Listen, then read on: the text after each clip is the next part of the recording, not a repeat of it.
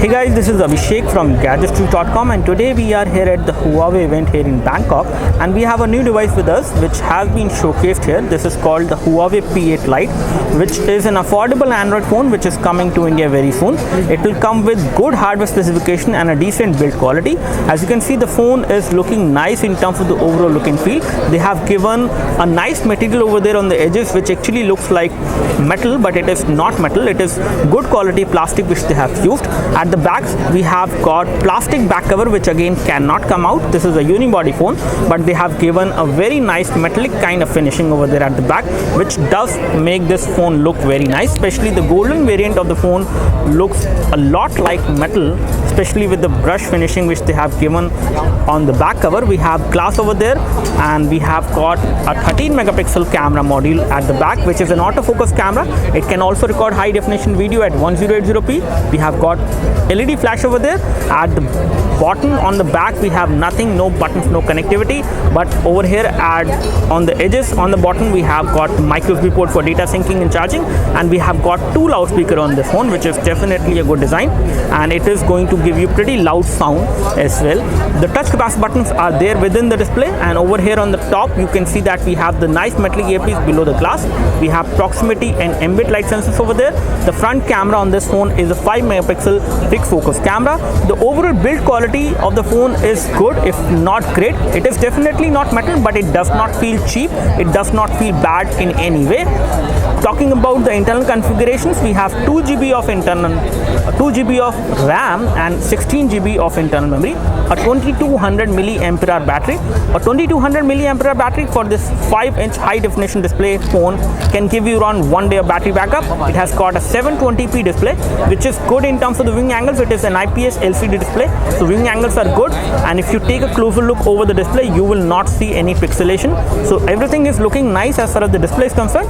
The weight of the phone is also not that much. It is around 131 gram, and the thickness of the phone is 7.7 millimeter, which again does make it pretty okay in terms of thickness. It is not too thick and not too thin as well.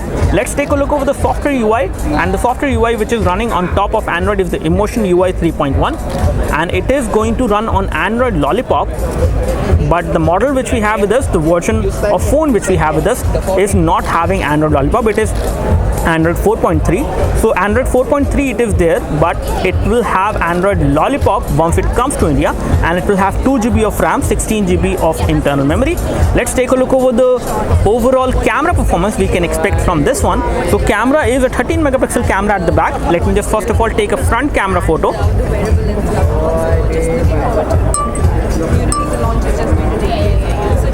So it actually gives you a 3-second timer before it takes the photo.